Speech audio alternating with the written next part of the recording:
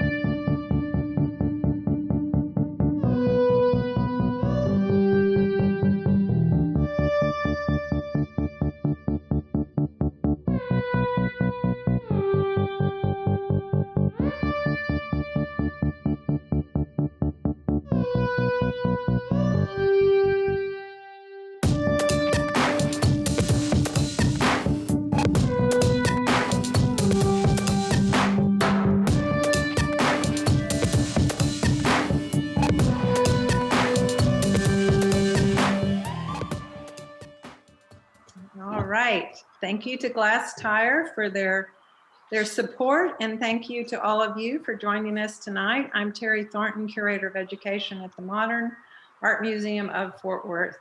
Welcome to being there Tuesday evenings with the Modern, the museum's online alternative to the long-running lecture series Tuesday evenings at the Modern. Each week for this special program, a guest curator, someone who has participated in Tuesday evening program in the past, has invited someone within the larger art world, someone they find compelling, to give that evening's presentation. This is followed by a Q&A generated by you. So as tonight's presentation proceeds, you can type your questions by accessing Zoom's Q&A tab. And then in the end, the speaker will entertain as many questions as time allows. Tonight is the last Being There program for the season, the last with a guest curator, and tonight's guest curator is the artist Glenn Ligon. Glenn Ligon, as some may recall, participated in Tuesday evenings on the occasion of, do you have a slide for that, John? There we go, okay. Now we're rolling. Glenn Ligon, who, as some of you may recall, participated in Tuesday evening on the occasion of Glenn Ligon America, which was a survey of the artist's work that came to the Modern from the Whitney Museum of American Art in 2012. And tonight we have him to thank for inviting the artist, Kahlil Robert Irving. Due to a scheduling conflict, Glenn has sent a very touching tribute in lieu of an introduction, a tribute that sheds light on his interest in extending an invitation to the young, talented, and ambitious Kahlil Robert Irving. So with that, Glenn Ligon. Kahlil Robert Irving, Street Cans and Coils, Memorial Pack, ALS, 2011. Glazed and unglazed stoneware and porcelain, opal luster, gold luster, silver luster, blue luster, found decals, and personally constructed decals, 2018. Hello, I'm Glenn Ligon, and I'm going to talk about a single work by the artist Kahlil Robert Irving titled Street Cans and Coils Memorial Pack. But first, I'm going to make a little detour into my childhood. When I was growing up in the Bronx in the 1960s and 70s, I was fascinated by architecture. To encourage this interest, my mother got me Lego. Now, this was back in the day before Lego had sets, ready-made kits to build, say, a scale model of the Empire State Building or the Eiffel Tower. When I was young, Lego consisted of red pieces, white pieces, and clear pieces, all of which I used to build skyscrapers, libraries, art museums, and suburban ranch houses. On my bed in the room I shared with my older brother, I would construct fantasy cities with my Lego, supplemented with an assortment of shoe and cereal boxes that stood in for the buildings I didn't have enough pieces to make. Each night, this imagined city would have to be demolished, but I would rebuild it as soon as I got home from school the next afternoon. For me, the city was always about something to be made and unmade, a thing hobbled together from the stuff I had around me, bits and pieces put together to present a semblance of the whole, as a sculpture by the artist Lawrence Reiner reads. I'm reminded of my Lego and cardboard cities when I look at Irving's Street Cans and Coils memorial pack. Cities, including ones made out of Lego, for the most part strive for rationality, for order, stability. Think of Washington, D.C., with its radiating street plan and all that white marble. Compared to that, Kahlil's sculptural evocations of the city is something quite different. Street Cans and Coils is made up of soda cans, industrial-looking coils, newspaper clippings, advertisements, stick-on decals, and so on. It is reminiscent of early work by Rauschenberg, who used radical juxtaposition of objects and material, say a stuffed goat, a rubber tire, and oil paint, for example, and made compositions which didn't privilege one area or view of the sculpture over another. Yet on closer inspection, you realize that all the seemingly random stuff in Kahlil's sculpture has been carefully constructed. This is not a work of found objects turned into sculpture. It's found objects crafted and assembled out of stoneware and porcelain. To me, the work is very poetic and slightly mad, but aren't the streets, where many artists find their inspiration, poetic and slightly mad? To capture the passion, chaos, and humanity of the streets on such a small scale is quite an accomplishment. Rauschenberg famously spoke about wanting to act in, quote, the gap between art and life, quote. And the gap between art and life in these United States at this particular moment is filled with ads for the lottery, Hawaiian purified water, an image of a Black man murdered by an ex-police officer, a smiling portrait of the artist in oversized glasses, and the logo from Vest Soda, which Wikipedia tells me is primarily sold in the St. Louis area, where Kahlil is from. Mark Twain said that authors should write what they know, and perhaps what a brother knows, the stuff of life here in these United States, is what Kahlil Irving has condensed into Street Cans and Coils Memorial Pack ALS 2011. Thank you.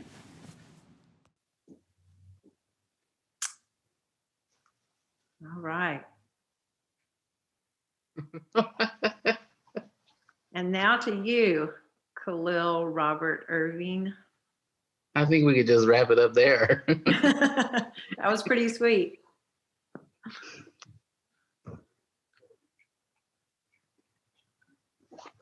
You have anything else, or is that it? That is, I don't think I could top that. That is it. It is all yours. Well, thank you all so much for having me here, and it is a great pleasure to be speaking with you all and being able to share a little bit more about what I do and where I come from, and some things that are on my mind and some things that I'm thinking about. This is an image for some who may not know of St. Louis. From the looking west from Illinois, this is the St. Louis Arch, a monument of modern design, designed and created by Eero Saarinen in the mid-20th century. And you also see the courthouse where the Dred Scott case was held in the 19th century. And St. Louis has quite a few layers of amassment within it and condensed beneath the city's streets. And the river that you see here was one of the most important routes for trade before the invention of the railroad crossing specifically this country. And I've called this place home for almost 2 decades now. This is a set of daguerreotypes. And I've been thinking about my work and along the lines of photography lately. Even though people see a lot of these sculptures, the sculptures only, well, I'm thinking of them catching moments in time. And these early modes of photography also caught a moment in time. And a lot of the women in my family serve as nurses or worked as housemaids. And these women in these photographs were wet nurses for their enslaved owners in taking care of their children.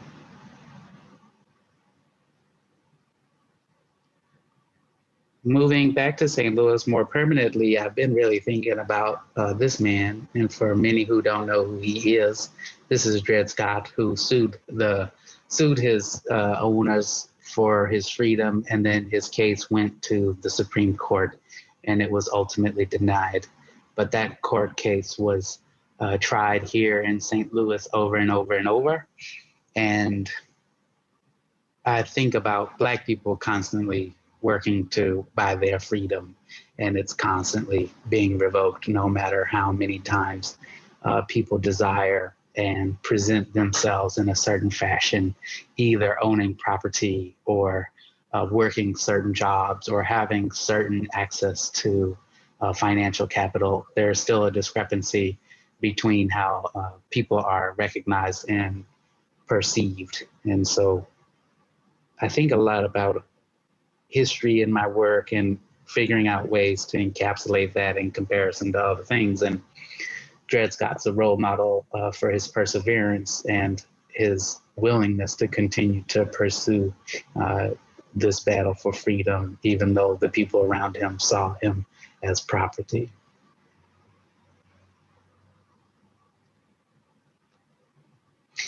This is an image of East St. Louis after a raid of white people murdered and slaughtered Black people in East St. Louis, 1917, which is quite complex layering of this landscape in which makes up the St. Louis metropolitan area.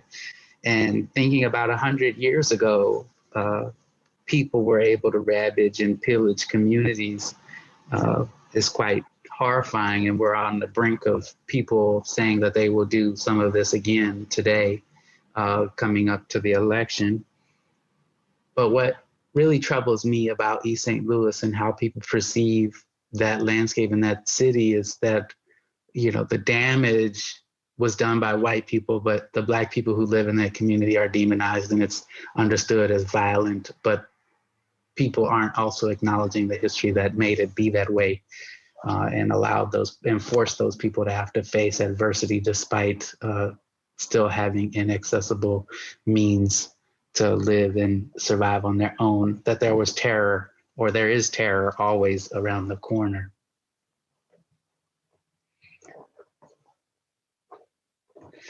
And so today, after the blight and violence and the segregation, the gerrymandering, the redlining, these early 20th century homes made out of strong fortified brick are becoming few and far between throughout the city. St. Louis was founded and constructed on trade and development. And in the 20th century, late 19th, early 20th century, the whole city was a manufacturing city, making brick and other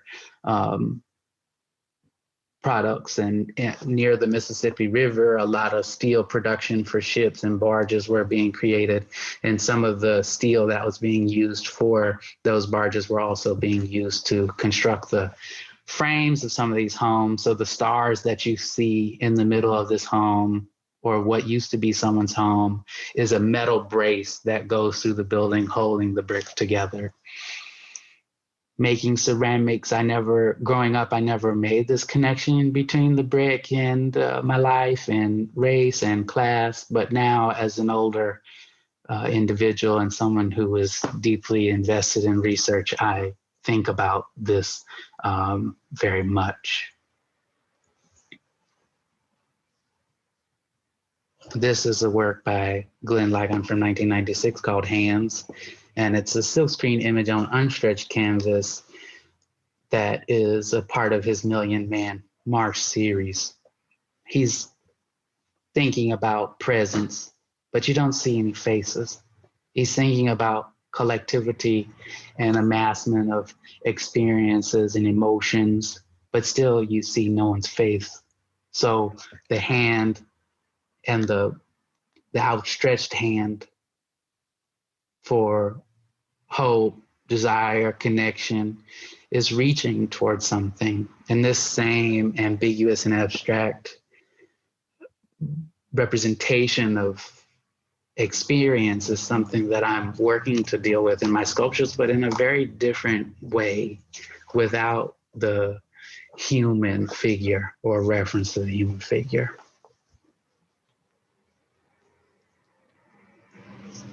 This is an early mass work from 2017. Well, it's kind of early. It's very different from the ones that I'm making now because of the way that I chose to use colors and the way that I constructed the form. It's actually like two sculptures that were made apart and then I put them together. And you start to see image transfers being used or enamel on the surface, recalling this history of industrial ceramic production, but also a connection to painting and also this desire to make something that's being amassed or combined from the street or from the road, but also from a landscape or a place that we don't really know. And it was a lot of fun to make it in the studio. It's a little difficult, but it's a lot of fun. And now it lives in California.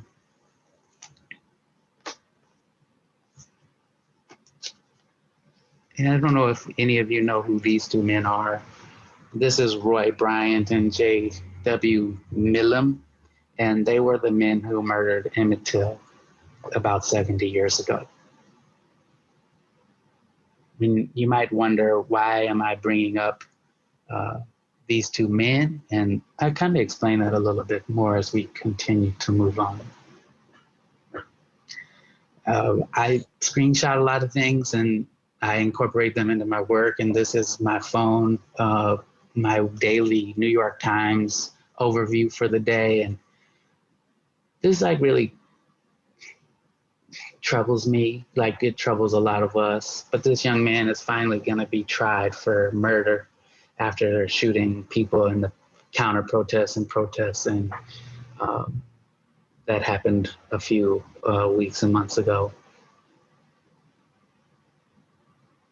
And I think about these things very similar to how Philip Guston was trying to think about them, but I don't know if he got to think about them as deep as he wanted to. But this is Riding Around by Philip Guston. And I'm really troubled by the museum, the National Gallery, deciding to postpone his exhibition. And the director says that it perpetuates it appropriates Black trauma. And I think one thing in a lot of the arguments about why they postponed this exhibition, they're missing something. And I think they're missing that it's not just appropriating Black trauma, but it's also interrogating the perpetrator of the people committing violent acts. And in a lot of my ceramic sculptures one part is personal, one part is memorial, but then another part is accentuating the perpetrator who enacted the violence towards the individual that I may be, or people who I may be thinking about in some of my works that are Black. So I think that many conversations around appropriation and images of Black people could be looked at in a different way, or the artists who are making those pictures could change their perspective too. And I think if we go to the next slide, we have a reference to Black Star Press by Kelly Walker, where he uses a civil rights image and smears chocolate and caramel sauce and milk on the image as it's on the scanner, and then he prints them or silk screens them on canvas. And in a lot of ways, it's like he makes a joke or a mockery of this event that occurred that is quite detrimental and quite violent. And then in the next slide, sorry, my neighborhood is quite live, even though we're living through COVID. This is Parker Bright protesting Emmett Till's image painted by Dana Schutz at the Whitney Biennial in 2017. And I brought up Roy Bryant and J.W. Millen because what would have the conversation been around Dana's installation at the Whitney Biennial been had she painted Roy and J.W.? Would it be a spectacle and appropriation of Black pain and Black death if she had acknowledged her affiliation and her connection to how she identifies as a white woman, instead of trying to empathize with Mamie Till? It's quite interesting to me. And it's a complicated situation, but it's a question that I am thinking about.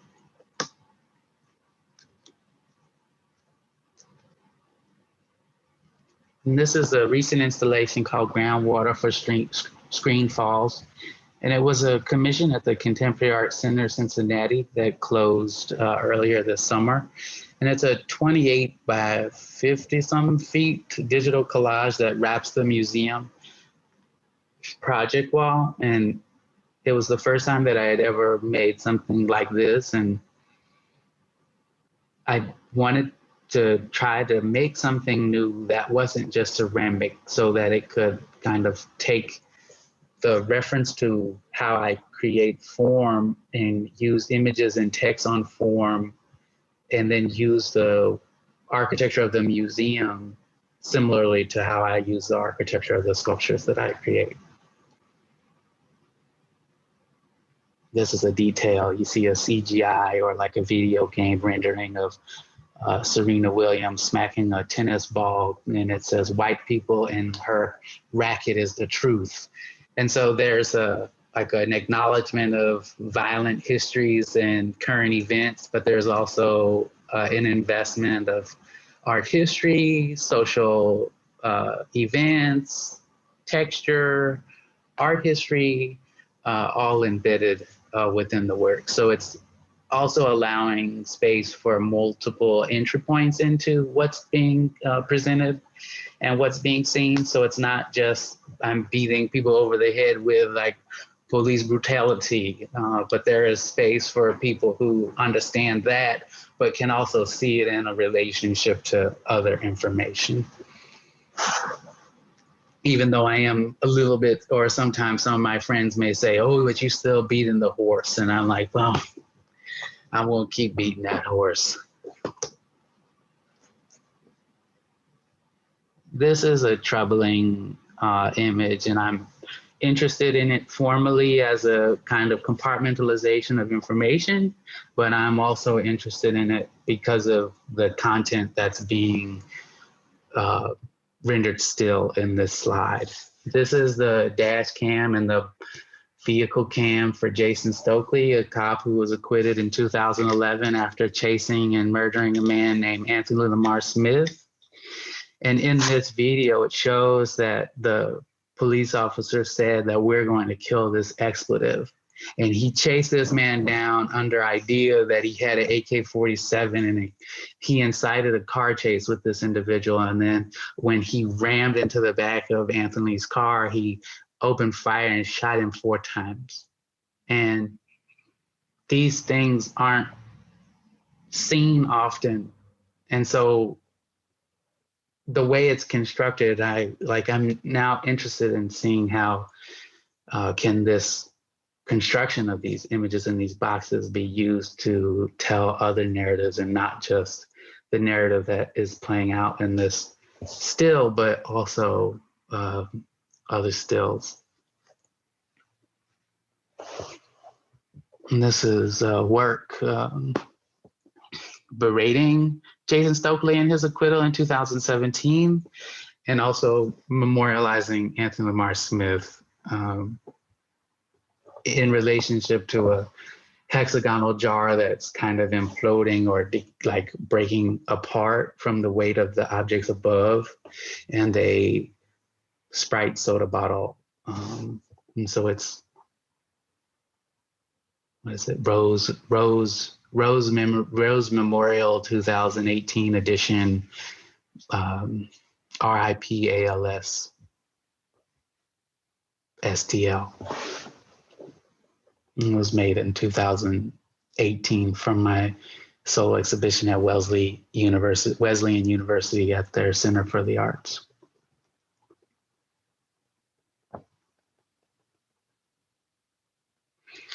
I don't know if many of you know who this is, but this is the view of the eyes of Darren Wilson, the man who murdered Michael Brown in 2014. And a lot of, you can go to the next slide. I don't like looking at him that much. But a lot of this work came to be because I was living in Phoenix, Arizona with my mother's family at the time. And the protests and revolt and like kind of the response to Michael Brown's murder like exploded and erupted in St. Louis. And my mother's sister is a manager at Quick Trip, and they were like, they burned down a Quick Trip in St. Louis. And like all of these responses were in the house, and I like got out of Phoenix to leave, and I was like the only Black person in the Phoenix airport. It like made me feel really uncomfortable. And then I went back to college in Kansas City, and I was like one of the only Black people in my program. And I had a friend, Shaniqua, who was in fibers, and she came over to see me the day that they were going to announce Darren Wilson's acquittal. And it just like really had a huge effect on me, that not only in my school did I not really matter, but the overall community and at large didn't really care about Black people's lives and people being reprimanded for their violent behaviors. And I kind of like packed all these emotions up of that experience. And I was offered a solo exhibition at Calicoon Fine Arts, the gallery that I work with in New York. And in 2017, I thought that I could just open this box back up that I had been holding on to for 3 years. And this is one of the works that was made for that exhibition. And that is now, like, I give you a bit of context of how I've kind of arrived to where I am today. And you see the blue floral motifs on the white ceramic. And then you see a thin sheet of clay trying to look like something like a newspaper. And so conflating or sitting next to each other, this reference to a mice and porcelain, dishware and contemporary acts of violence, the appropriation of ceramics from Asia made in the 18th and 19th century, I mean, still being made today, next to violent acts by white people against Black people in the current moment, is all like this complex foil of how colonialism has evolved from Europe to the States, and that all is making this mashup in which we're faced with complex issues and questions on nationality, how to survive, how to engage. And I made all this by my hands in the studio. It's not like I'm not taking found objects and kind of melting them. It's almost impossible for me to, it's not impossible, but it would take a lot of energy to try to figure out how to melt a industrially made ceramic. So how I try to let people know that is these balls of foil that you see in the foreground of the sculpture is there a way for people to know that this is made by me? Is like a way to make it as a foil or make aluminum foil out of clay. So that's another question or something that could give that to the viewer.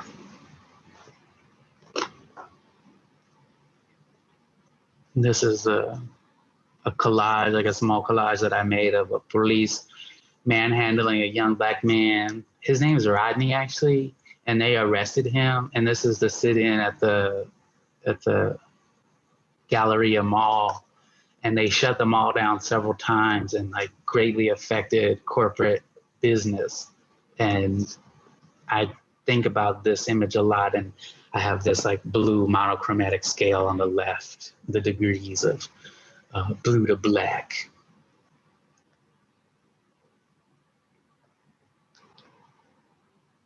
And this is another work from that exhibition at Kahlil Fine Arts at the Nerman Museum of Contemporary Art in Overland Park, Kansas. It was gracious that Bruce Hartman, the chief curator and the director, acquired this work and recently put it in an exhibition at the museum. And I'm still trying to figure out and work through how the images are applied to the surface and how ornament and gold and metallics are also operating in the work. And it's interesting to see these older works in relationship to other works around it and see these works through other people's eyes.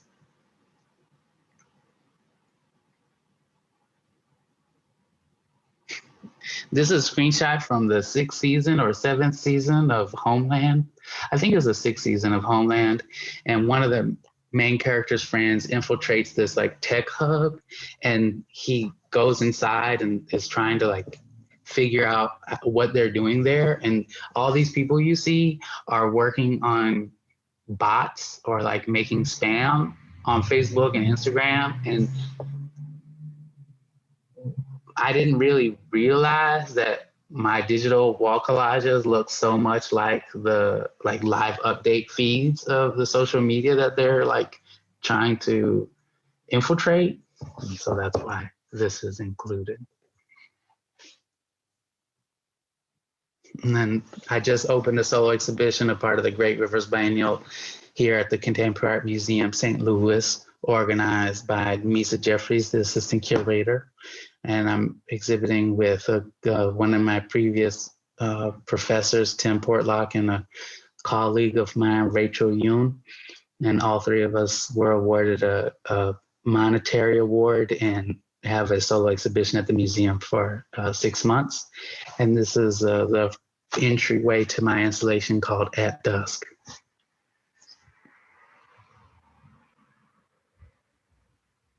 And this is another view of At Dusk, and within the installation, you can see part of a 66-foot wall digital collage that is addressing one wall. You see in the distance two U.S. flags on the same pole. One's upside down, and the other one is right side up. Above the camera view that's being cut off is the Missouri flag, Illinois flag, the Gadsden flag, the St. Louis flag, and a black and white striped flag.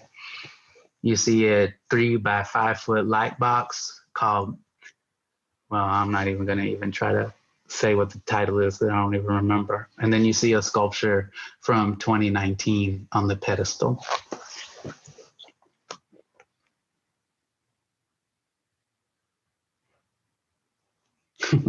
This is a more recent collage that I made after or during and watching the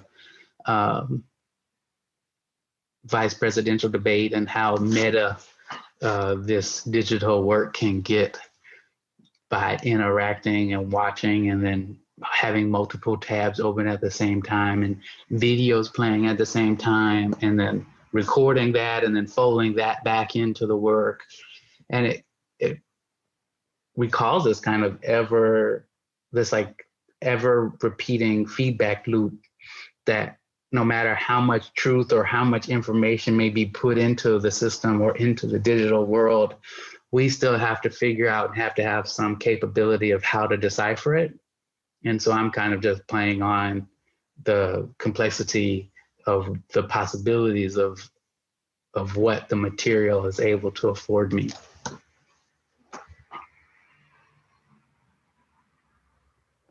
And I think about this image a lot. So I put it in here again just to remind you that, you know, we got to hold these cops accountable and we got to hold people in power accountable for their actions. And hopefully everybody's going out and they're doing their civil duty by voting. I mean, my 73-year-old grandma ain't voted since John F. Kennedy. I even got her registered to vote. So, you know, if she can vote, I know you can too. I mean, the Senate did yesterday. Let me go to the next slide. So another kind of real world example is of how my digital collages kind of manifest in reality in my mind is like this field of solar panels. I think of the wallpapers as like multiple screens that are on view or adjoined and overlapping simultaneously. It's like multiple experiences and multiple moments of time passing of my experience in the computer or on my phone, and then I'm just kind of like spreading them out, and they're not always as evenly spaced as these solar panels. These solar panels are used for efficiency, but I don't think our access and use of technology as efficient as it could be. Even doing this presentation tonight, this may be an efficient means of use of tech, but we're probably going to be spending a little bit more time on the computer or our phone tonight. You know what I'm saying? I mean, and some people won't, which, you know, depends on who you are, but regimented engagement is not like everybody doesn't have discipline right now. That's for sure.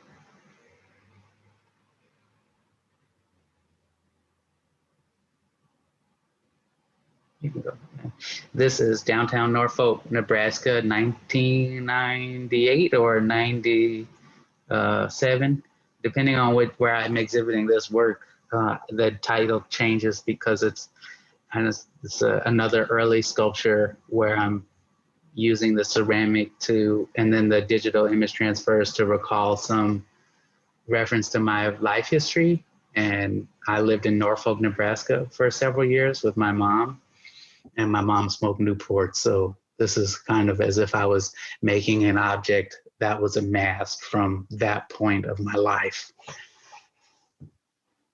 And I really love the backdrop of the digital collage at the museum. It's really playing on you can leave it here, because I mean, even like thinking about that sculpture and the digital wall collage, what's spectacle, what's memory, what will be remembered, and how are images in the sculptures functioning, similar to how is Michael Jordan functioning in this playoff game against the Utah Jazz. The seriality of the seats and the rows and columns of all these people present, looking and enjoying that single moment, and that moment being caught in this photograph. And several years later, we're still able to think about that very specific moment. You know, is that ball going to make it in the net, or is it going to bounce off the rim? Are we all standing on the edge of our seats? And how is this moment in time affecting our emotional response to not just this moment, but how we interact with all things in our life? It's still gridded, it's still arranged. This is a print by Nam June Paik that I acquired and from my collection last year, and it's a work from 1974 talking about the TV chair and when will art museums have wall-to-wall TV installations or video installations in the museum. And I thought it was just fitting to put this work from my collection in the show at CAM, because this digital wall collage is like multiple screens on the wall at the same time, and it's kind of speaking to this desire or these questions that Nam June Paik was thinking about in the 70s. And there's another, these iPads and phones and are a bit distant from each other, but it's a kind of a reference image that I've been thinking about in my studio as a kind of frame in relationship to orientation and collage. This is another perspective of my exhibition at the Contemporary Art Museum, and here you see a sculpture on the floor made of a hand-pressed ceramic tiles. You see a sculpture on a pedestal in the foreground that is very lumpy and kind of horizontally flattened. You see a large part of the digital 6 foot by 66 foot collage, and now you start to see a bit of the sky. And a lot of people have been asking me lately, why do you use images of the sky? And why are you making images of, or sculptures of, that reference asphalt? And we walk on the ground, or we drive on the road. We live underneath this dome of the sky that have clouds that come in and out of our view. And I think of them as parentheses to our life. And we infer dreams and expectations and desires into the sky above based on the Eurocentric perspective that we've inherited. That, you know, heaven is in the sky, that our spirits will ascend in the future there, that our family lives there.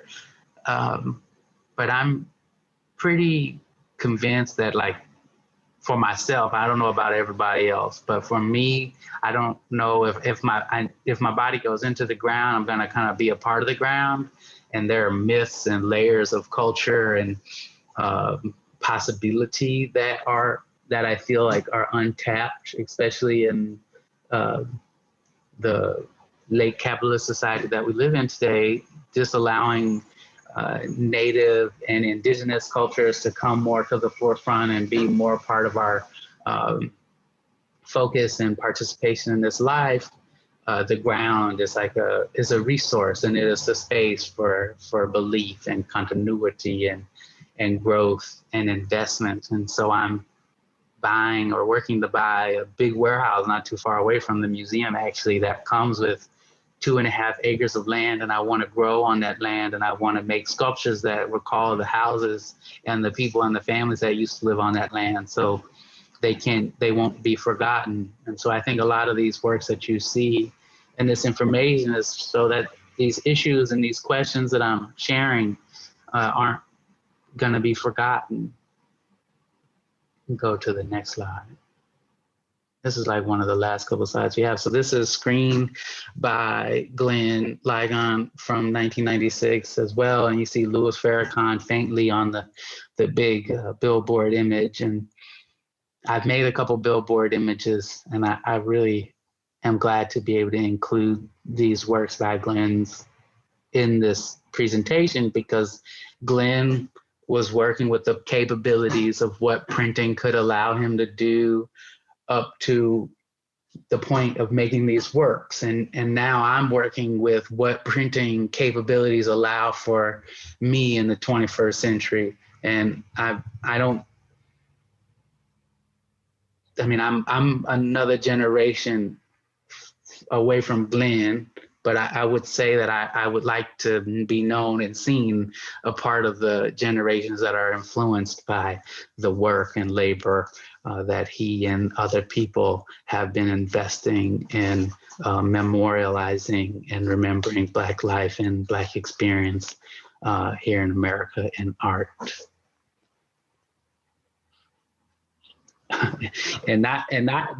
Don't forget, not just Glenn, but this is Andres Gorski, 99-cent store. The seriality, the color, the scale. This is another artist who used a German photographer, a part of the German photography school, who used early technology of large format printing. And at one point, these photographs were selling like for multi-million dollars, and now I just read an article not too long ago where now these, not Andres Gorski, but Thomas Struve and Thomas Ruff and other photographers, their work has like decreased in value by 86%. And so, you're like, I don't find validation in necessarily selling my work. I do appreciate the opportunities that I have to exhibit my work. But I also want to try to do work that brings more agency and affects more things than just making the art, but can provide food for my community and can provide space for new possibilities to occur. So, it's interesting reflecting on works like made by Glenn and Andres Gorski and many other artists, but I also want to, and I'm trying to fold in space to make an immediate difference have a long-term institutional effect, but also have a more local and regional experience. This is the last point of view from my installation at the Contemporary Art Museum. Actually, you're kind of like only seeing 180. You're not able to see the whole 360. But this again is the hand pressed tiles on the floors, and it's called Star Wars Street Wars, and it's a 3 foot by 3.5 foot by 3.5 foot hand pressed tile sculpture that I'm kind of referencing these floor tile mosaics that are from ancient Rome, the Antioch mosaics. Sometimes you have portals, when you go approach a door, there's like portal decorations that are in front of a door. And then in the distance, you see a white on white striped flag with a chain link fence pattern embroidered over the surface. And it's hanging side by side with a Blue Lives Matter support flag. So from one perspective of the museum, you have to see this Blue Lives Matter support flag through a chain link fence pattern. So there's a barrier there. And then from the street, you see through the glass, the Blue Lives support flag. And it's interesting. I wanted to include another image, but I didn't get to it. But like people now, it's like a trend to like associate the U.S. flag with contextualize the U.S. flag with other motifs that are important to you.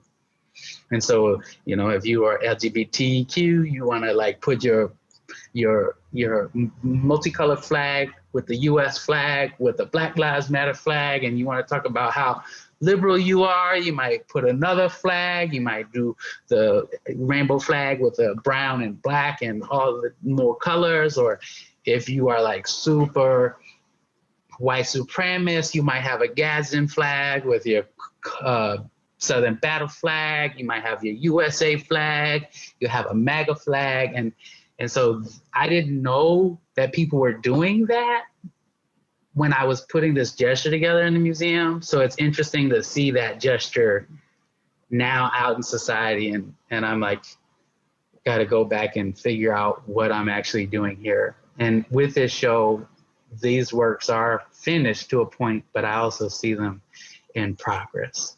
And I'm a work in progress, and I don't forget it. So I greatly appreciate all of you being here with us tonight. Thank you. Kahlil, that was so generous, just like the work. I much appreciate it. And no surprise, you were generating questions as you went. So we'll jump right in. Question number 1. There has been little focus on brutality on Black bodies. Do you think about incorporating calls for restorative justice for these modern day public lynchings, in addition to just spotlighting the injustice? How can we go from the art evoking emotion to action? Oh, yeah. I'm gonna have to read that. I'm gonna have to read that again.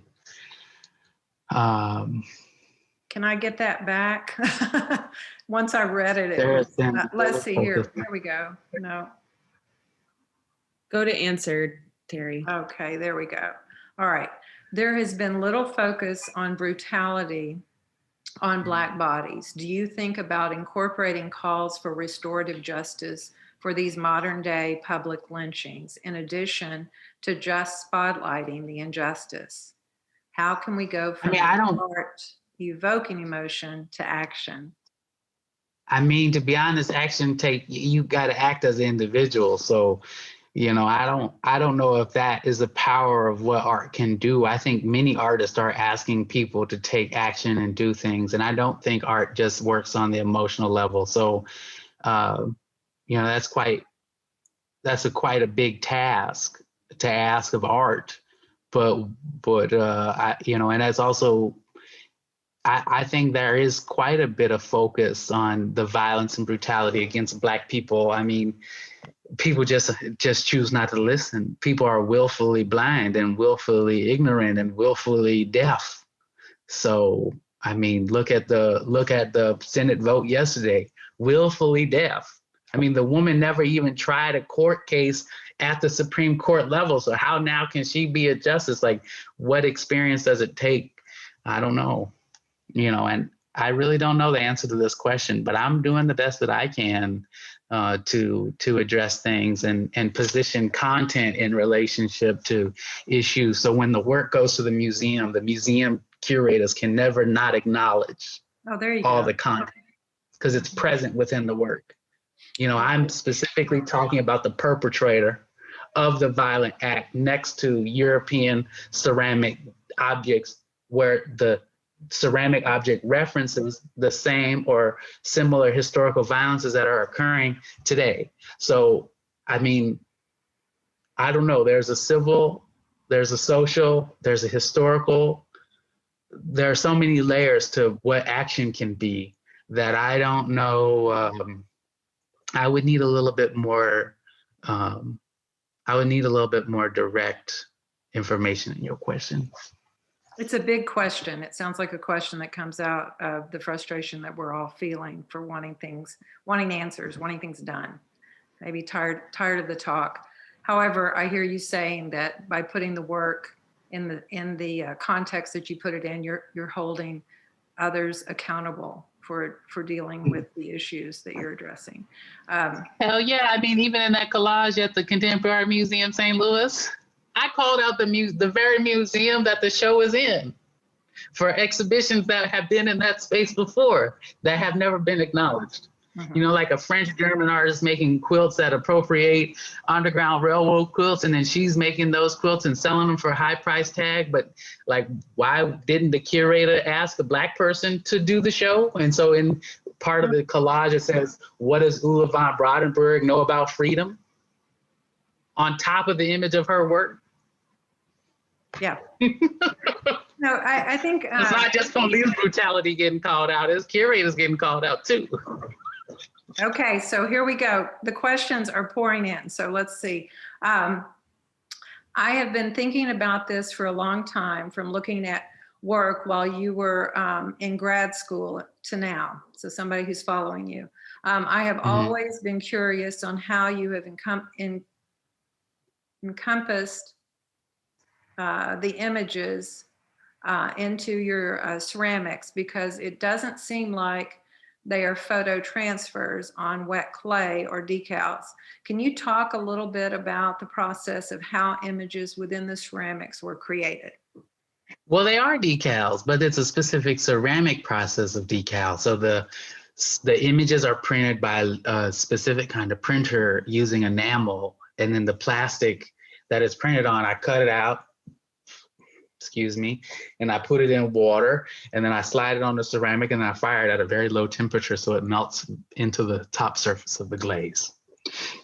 Yeah, I think that question. If I give you any more information, you're basically just telling you how to make my art. So I can't let you know how I make my art all the way. I think you're safe. I think there's a creativity there that nobody could copy. Okay, next question is from Adriana, and she says, how important is the hand in your ceramic work? Purity of material.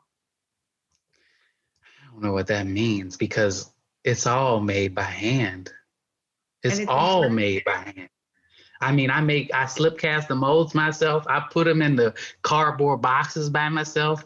I do it all. I put them in the kiln by myself. It's all made by hand. All the material is pure too, because I'm wedging the clay. I mix the clay. I make the glaze. I put them in the kiln. I fire the kiln. I take them out the kiln. It's as pure as it can get. It's gold mined right from the bare of my hands. So is that hand, that touch and that personal involvement, the use of hand, the physicality, the materiality, does that have some kind of conceptual role to play? Of course. Yeah, I mean, ceramic has meaning. So to make these sculptures out of ceramic puts them in line with the history and legacies of ceramic production all through time. Right. And I'm making reference to things from the past and then making them today and then putting them in relationship to other things from other parts of time and space into them together. So it's kind of collapsing a time and moment and material together. And ceramic is the best way, is one of the best ways to achieve those intertwined relationships. Beautifully said. Okay, from Vicky Cisneros. There is an ongoing motif of Black Lives Matter throughout your work. Do you feel like the sparse showings of gold accents and color in the sculptures might be construed as hope? It is fleeting, but I see it. That's sweet. I mean, yeah, that's interesting to think about. I mean, I don't know if I'm Black Lives Matter in it out here. I mean, I don't know, you know, I'm just speaking from what's in the news. I just use the news. I'm using articles from the news and then I just flip it around and shake it up and tell it how it, like, what's his name? What's the actor who passed away a couple of years ago? Bernie Mac.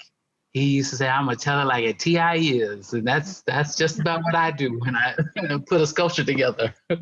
At least I'm trying my best.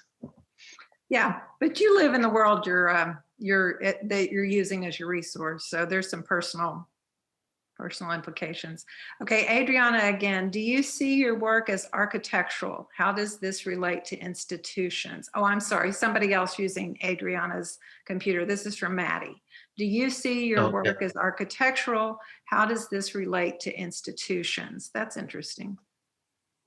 So form, objects have their own architecture. And so I address that when I make an object. But when I'm making a large scale installation, I acknowledge the architecture of the space I'm in and how it's been constructed and how objects that I make can be situated in relationship to it.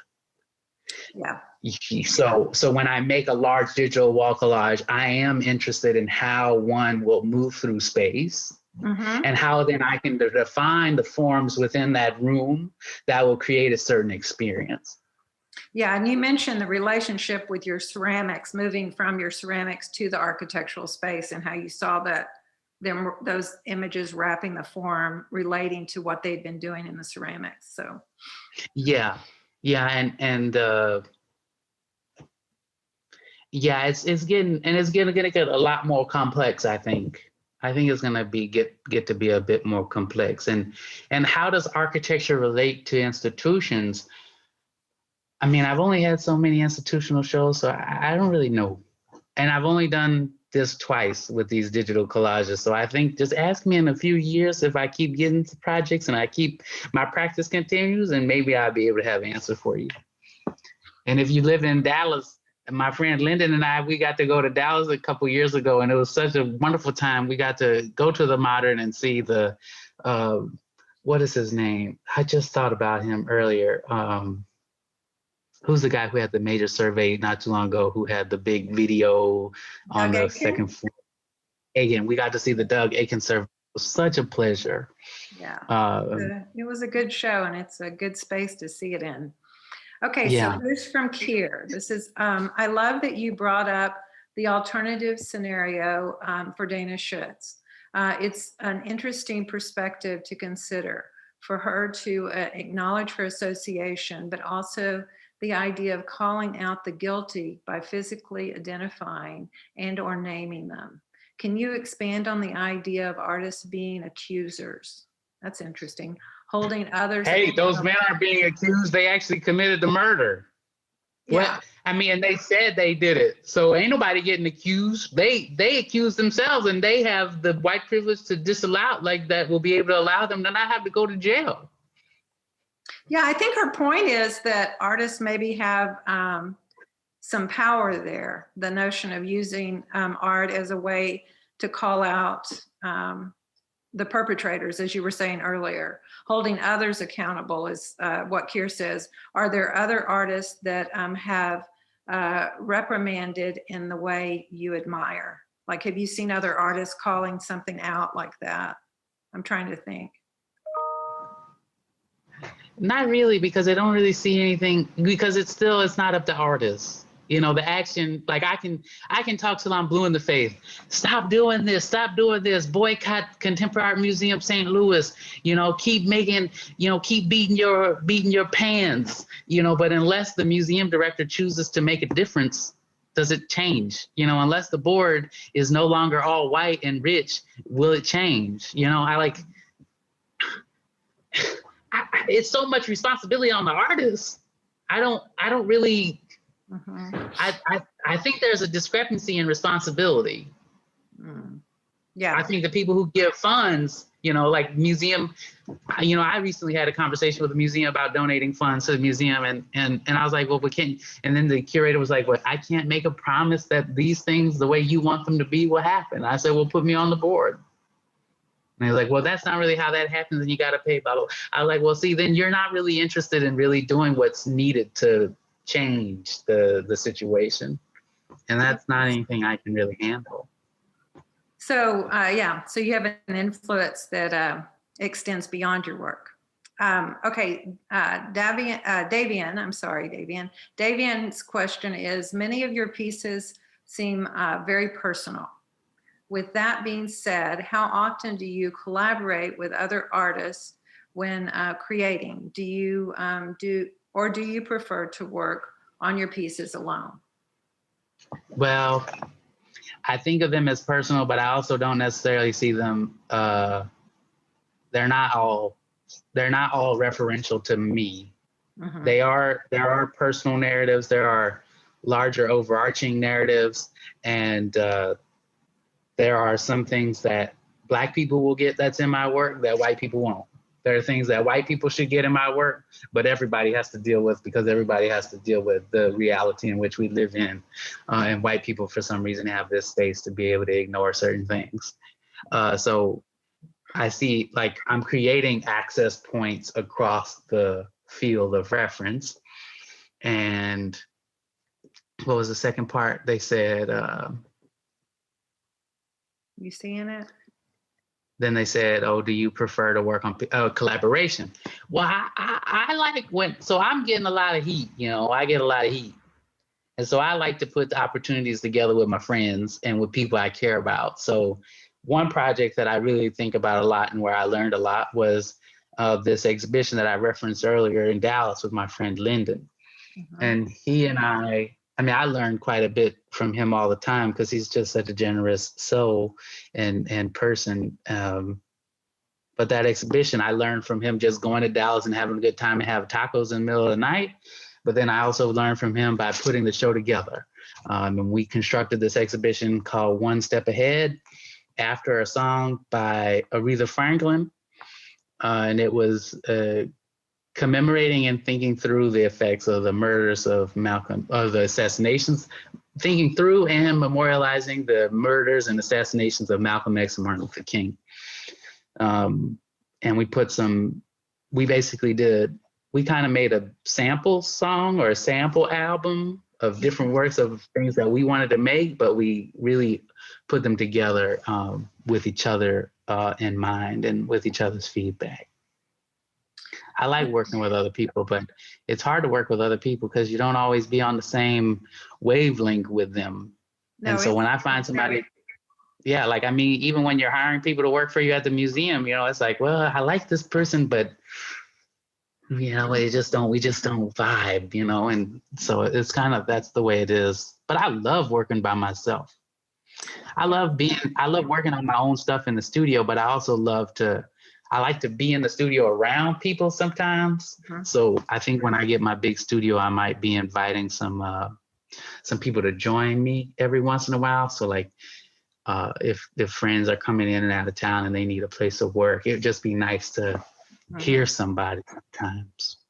Okay, I'm going to let this be the last question, because we're running over a little bit, which is such a good sign. That's a good problem to have. Can we answer the second one? Oh, I'm sorry. I didn't know you could see them. That's great. Yeah, jump in. Would you say I'd like to answer Gregory's question. Okay.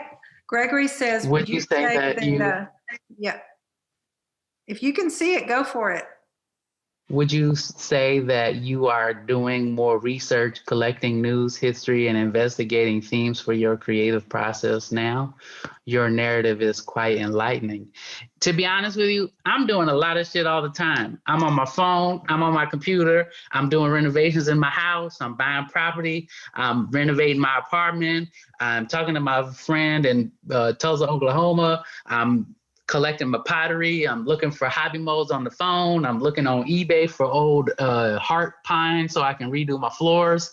I'm doing so much. I gotta get my car fixed. I gotta do this. I gotta do that. I want to roast some vegetables in my toaster oven. I got champagne in my fridge. You know, I'm doing a lot of stuff all the time. So I think right now, more than anything, I'm playing a lot of, I'm juggling. I've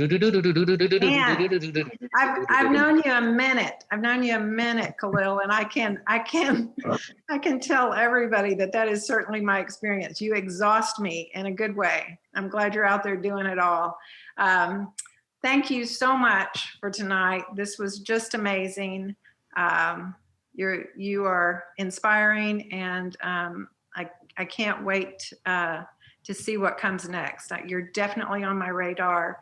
I'm so appreciative of Glenn Ligon for making this possible.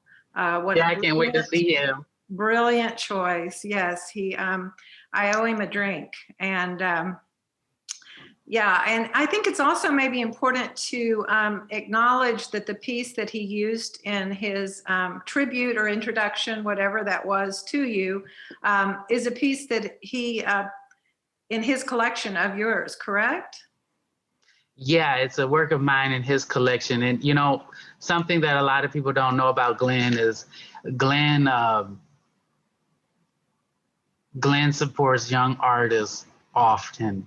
And he does not broadcast that, but I remember a couple of years ago, he purchased a work by a friend of mine named Aaron Fowler. Excuse me. And it's a very, very large painting, like magnificently large painting made out of found objects and stuff. And the only reason why we knew it was Glenn's was because at the Studio Museum, the show that it was in, it had in the collection of artist Glenn Ligon.